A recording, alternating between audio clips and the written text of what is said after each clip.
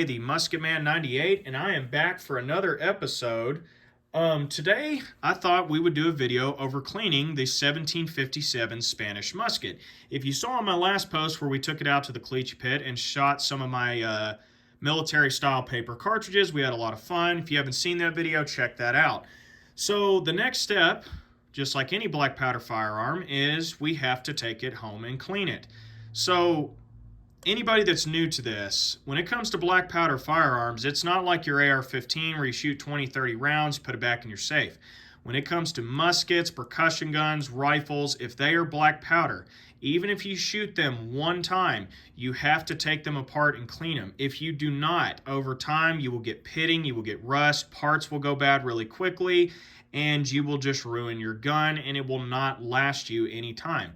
So I thought it'd be cool to do a video over me cleaning it, and I thought I would just start out with the lock since I just take it off, and it's not as hard as a lot of people think it is.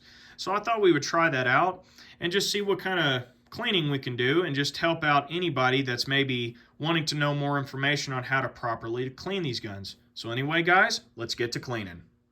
Alright guys, so the first thing that I like to do is I like to take the frizzen off to kind of get in those nooks and crannies to clean out all the black powders. You can see it got all down here on top, down in these crevices, all sorts of stuff. As you can see, it gets dirty pretty quick, even on the inside of the lock, which we'll go over that in a second. So I like to take the frizzen off first just to get that completely done. So what we're going to do, it's typically easiest to put the hammer into half cock. Some people will take out the flints. You particularly don't have to. I'm going to leave it in for this video, but we're going to take the frizzen off and get to cleaning that.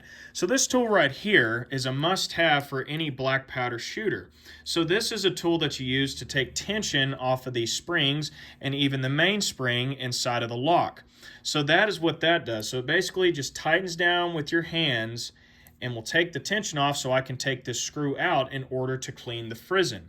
So we're going to try that right now. So what I like to do is put the frizzen all the way down, tends to help.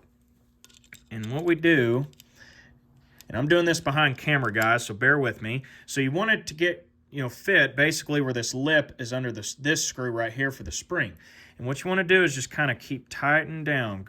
Go, go, go, go, go, right there until it starts to loosen up. As you can see, it's getting a little loose. Let's see if I can go a little bit further, a little bit more. There we go. Then this is a strong spring. Pedersoli, y'all do good work. So it's loose enough, as you can see now, that I can start taking the screw off. Now, you need to be careful with what type of flathead you have. This one works good enough for these screws, but you don't want to strip them. So just be careful in which screws you're using. This one has a magnet, which typically helps. I've got it where I can put the pressure from the screw down onto this towel, so that's going to help a lot.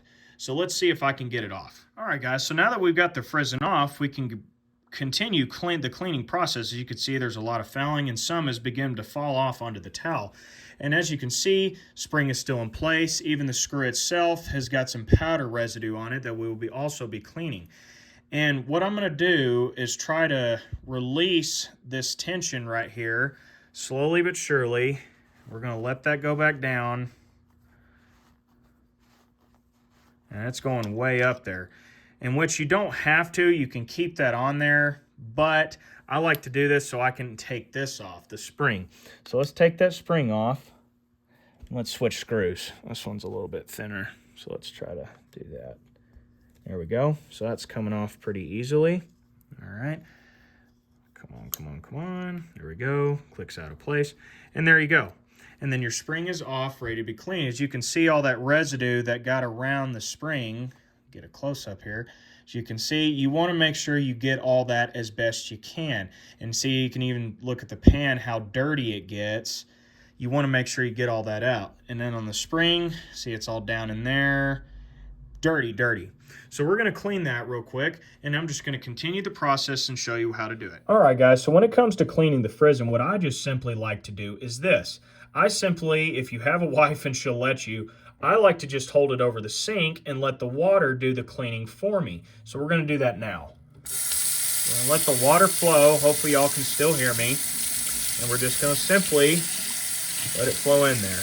And as you can see, the fouling is falling off. Now some people go, well, Colin, isn't water going to rust it? Well, not necessarily. Water is actually one of the best ways to clean these parts, because as long as you get all the residue off of it, you're going to be okay. All right, got just about all of it, and as you can see, got just about all of it, and it's just as good as new. So now we're going to take that over there and go dry it. Now guys, for the frizz and spring, I typically do the same thing. Just because this speeds up the cleaning process, you're literally letting the sink do the cleaning for you. So we'll turn the water back on. Hopefully y'all can still hear me. And we just let it get all that fouling. Use your fingers to kind of guide it. You do not have to do it this way. You can let them submerge in hot water, soapy water, water hose. There's a lot of different ways to do it. I just prefer to do this since I'm cleaning the lock inside. Make sure we're getting all in there, get all those crevices. Okay. As you can see, it does all the cleaning for you. Then we'll go to the table, dry it off. Guys, now that we're back from the sink with the frizzin' and the frizzin' spring, I'll show you the next steps that I do to clean those off. So now that these are still wet, I've got a rag here that is dampened in boar butter and also gun oil, and I've got a dry one here to get off any excess moisture. So what I like to do right here is just simply, we're going to wipe it off. Wipe it off, wipe it off. We're going to get all that wet water. Yes, water is wet. We're going to get that all off of the frizzin' as best we can. Now, some of you are going, well, Colin, aren't you putting moisture on here because it's covered in boar butter? Well, kinda, but we're just trying to get all of that off of it right now. So we're getting in those little crevices, all down in there, getting all that off. Okay, so we got it. It's looking really clean. So the next thing that I like to do is get the dry rag here, and we're simply going to go through again and get all the residue off. Again, sorry, I'm doing this behind the camera. This is a lot harder than I thought. So just get all those tight crevices with your fingernails, all that, just get all that in there. So now that we're clean. Now we're almost done cleaning this. So I've got some Q-tips here that I use for all black powder cleaning, and simply what I'm going to do is just go into this crevice right here. And I'm going to get out. As you can see, there's some residue in there. So if you can see that, that's what you want to do. So I'm just going in there, getting all that off, spin it around, get it off. And in these tight crevices, just going in here, get there, like that, under there. Use the other side that's a little bit drier. We'll go back through it one more time just to make sure we got all that cleaned out. Okay, so the frizzin', that is all that there is to it. So it is officially clean and ready to be installed after we clean the lock. So we'll put that over to the side here for a little bit, and we'll do the same process with the frizzin' spring. So let's wipe it off with the damp rag. Trying to get all that in there and get some oil in there, which will help it a little bit with protecting it. Get in there, try and get in there as much as I can. Try to do this. There we go. So it's kind of cleaning all that out. All right. So we've got that dried off. We're going to get the dry rag. Clean that off. The back of it. All in there. The top. And we'll get in that crevice once again. Kind of like that. Help clean it off. Okay. So we got that clean. Now I'll get the same Q-tip because this one's still usable. Same deal. I'll just go in this little tight crevice here. And as you can see, there's more residue coming off. This is why I take this extra step. We'll get in there, get all those little corners, get inside it, use the dryer end, that, back in there. All right. So the frizzin' spring is now all clean. So we're ready to go on to the next step. All right, so the frizzin' and the frizzin' spring are all clean now. The next step I like to do is clean off the screws that hold both of them because they do get powder residue on them. And this is very simple. So I have taken a cleaning rag that I've made, dropped it, from an old t-shirt that I also use to clean out the bores of my guns. Well, this also helps in the cleaning process to get in tight spaces as well. So we're going to start off with the frizzin' screw, and as you can see, some powder residue, and we're just going to start wiping it off.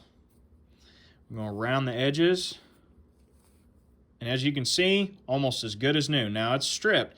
Now this is a tight fit right there, so eventually these are going to get stripped. It's probably best if you buy another one, or just be careful with the screws you're using. So I'm also going to wipe off the threads, and we're going to get in the back here with my fingernail and just turn it around to get any residue off of there. So there we go, got that all clean. Now to get inside there, what I like to do is I get simply a pipe cleaner right here. Sorry, let's get that. And I just like to get in there with this pipe cleaner to clean that out. And as you can see, there's some black in there because that residue gets everywhere. Now, some of you may go, I don't want to go through all that process. It's totally up to you. I just like to do it because I know this gun may sit for another 2 or 3 months in storage. And also kind of just go around getting up in there too. So that is completely clean now. And just get the dry rag. We won't use the damp one because it's just the screw. I'll just wipe it off. And it's all clean, good to go. So we got that ready to go, and we'll do the frizzen spring screw. We will do the same thing with this damp rag. Just simply go around, wipe off the top, fingernail, get that towards the back, and just go ahead and wipe off the threads just in case. That's what I like to do, just to take an extra step. So we got that clean. Let's get our pipe cleaner again. Let's just see if it'll get down in there. And then the nitty gritty. There we go. That's what you want to do, just to kind of clean that out. And as you can see, it's almost good as new.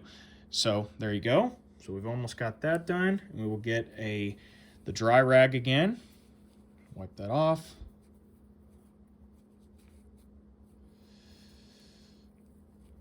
Getting the crevice there. All right, guys. So now that is all clean. Now the next step is to move on to the lock. Alright guys, next thing to clean is the lock itself. So we're going to get all around the hammer, we're going to get all under the pan, we're going to get all that. So with the same rag, and you can switch it out if you want to, is simply, and again I'm doing this, I keep repeating myself, but I'm doing this under the camera, so I'm going to do this as good as I can. So I'm just wiping that off, and as you can see, it is just coming off very easily. Now I know this is damp, some of you are going, that's going to cause rust. Well, just hang with me. Yes, if I was to leave it, it could cause rust. So we got all that off there. But if you do this right, you should be okay. So let's see. Just get all up underneath there, all next to there, under the pan, as you can see there.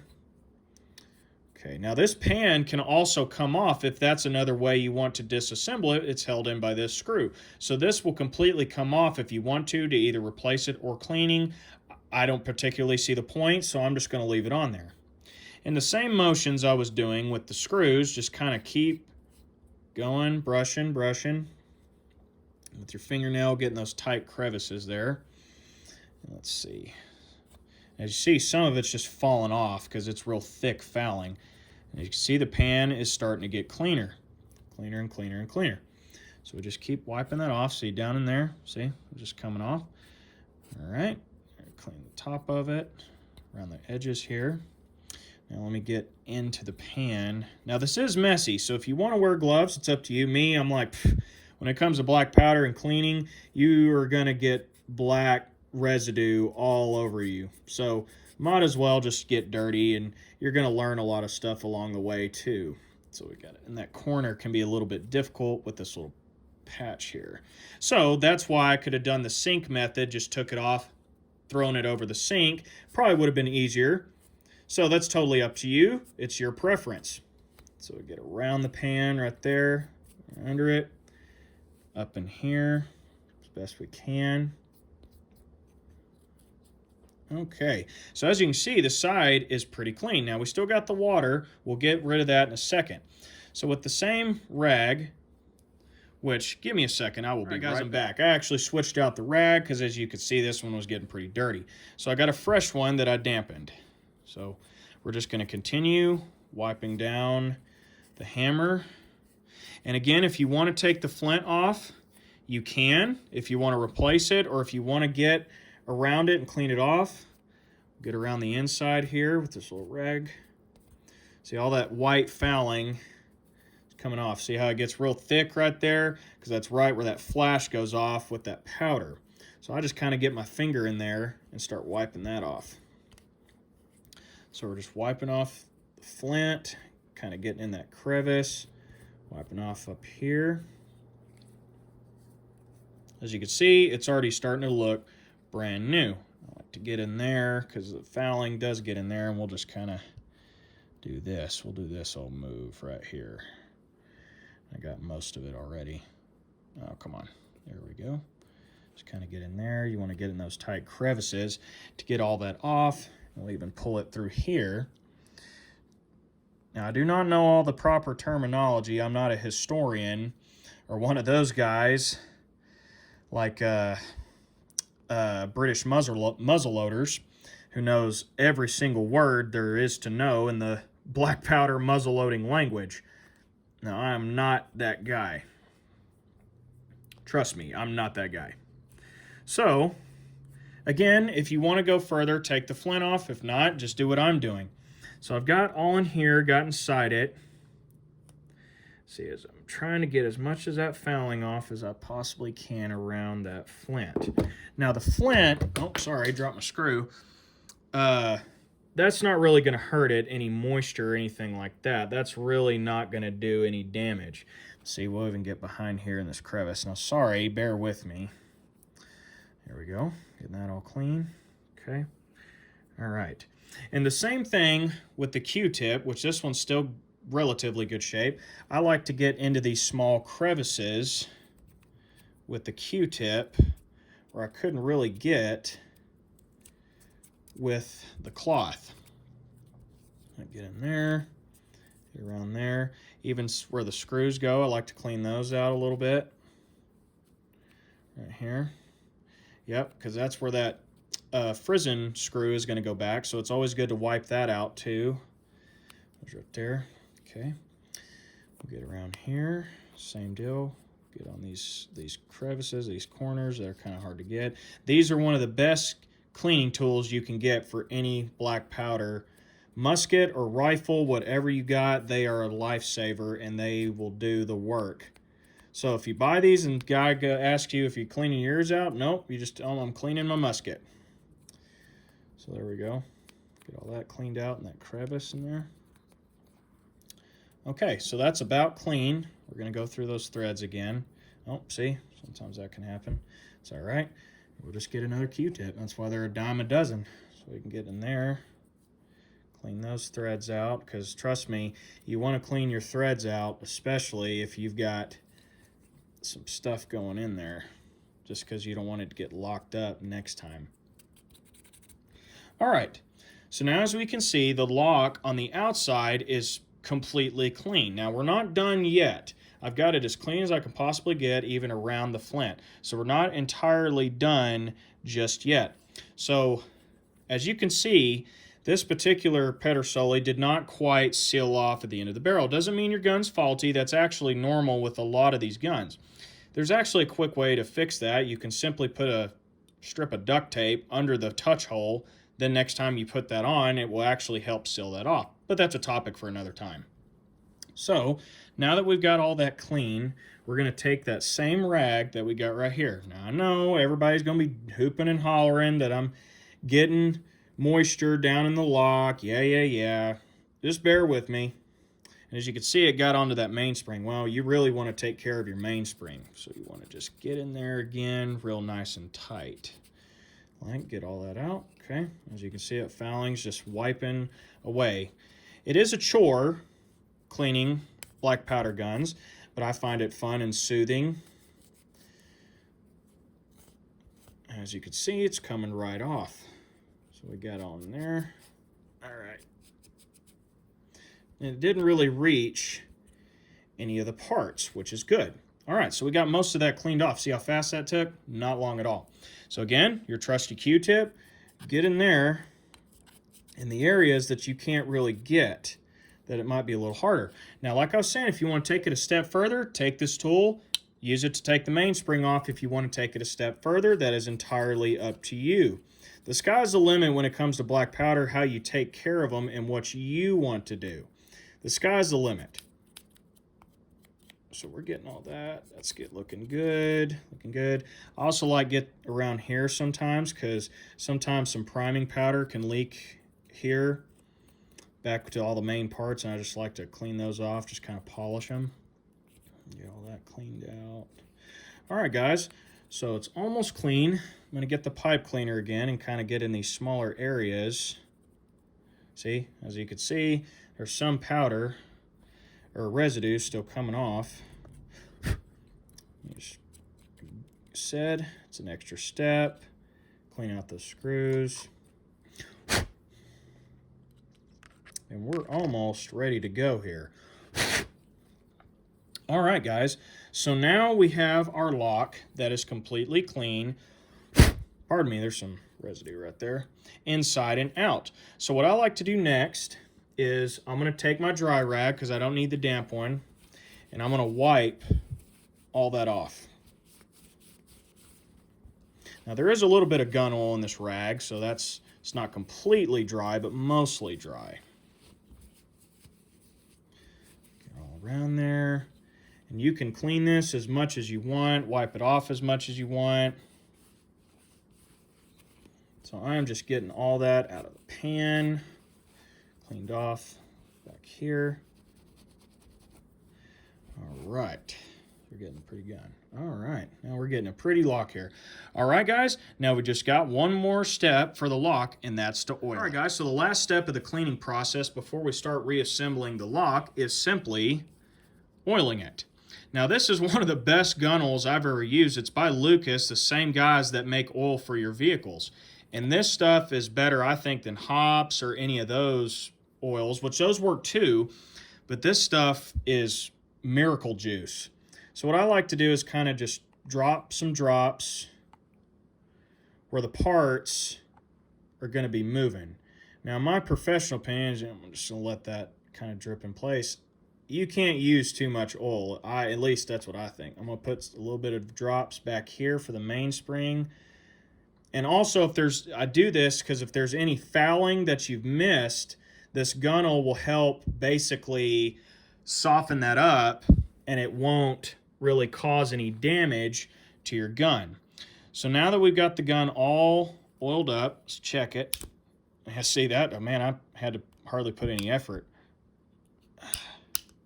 Which they got to be strong or big locks. All right, so we've got the gun all oiled up, and I was going to tell you all about this. See, there's some residue right there. That can happen, and that's what the Q-tip's for. Just get in there with that Q-tip, wipe it off. Do another in. Easy peasy. So nothing too serious. That's pretty easy to clean that. All right. So we've got the lock all oiled, ready to go. Now it's time to reassemble it. All right, guys, now our lock's all clean. It's time to reinstall everything. And this is where it can get a little bit dicey, is redoing this spring. So we just got to go, go, go. So you can see it's pushing down that spring for it to be reinstalled. Go down, down, down. So that's probably good enough. You don't want to go too far unless you've got serious strength. You can bend this and it could mess up your spring. All right, so we got that back on. We're going to grab our frizzen spring screw. Again, if I'm using the wrong terminology, I apologize. And this magnet does help with this particular one. Oh yes, almost forgot one step. So on these screws, because you're going to take them out for next time when you clean it. Oh, come on, focus. There we go. I like to put a drop, and they missed that, but I put a drop of gun oil into the threads. Now, some people use anti-seize. There's other people that use other methods, and those all work too, but I find using gun oil typically works the best. And that way, next time you disassemble it, sorry, I'm trying to do this on camera, it's not going to be as hard. All right. So we've got that back in. It's time to reinstall the frizzen. All right, guys, so now your lock is completely clean, completely oiled, ready to go for next use. Now, it did not show me putting on the frizzen back on because Pedersoli, I guess on this particular lock, this screw is an act of Congress to get back in. As you can see, stripped it just a little bit. So I didn't show that part, but it doesn't take a rocket scientist to figure out how to do that. So this is how I clean my locks to my Flintlocks, and hopefully this helps a lot of people out on how to clean these particularly. This is one way to do it, and this is how I do it, and it works pretty good for me, and I think it'll work great for other people as well. So anyway, guys, I hope you've enjoyed this part of the episode. Here in a little bit, I'm going to try to clean the side of the barrel. I will not be showing me actually cleaning the inside of the musket like with the bore, just because of the camera placement that I have. But I will put the gun up here and I will show you how I clean the sides of it to get the lock ready to put back on. So let's do that next. All right, guys, now we're moving on to cleaning the side of the barrel. And again, I apologize, I will not be showing me actually cleaning out the bore, but if you get cleaning patches like this in a 69 caliber Jag, just go to town, keep going until there's no more black, finish it off with some dry patches to make sure you got no moisture, wipe off your ramrod, and you'll be good to go next time, hence why I also didn't show it, because it's pretty self-explanatory. But I'm going to show you how I clean the side of the musket just to help out people that are curious.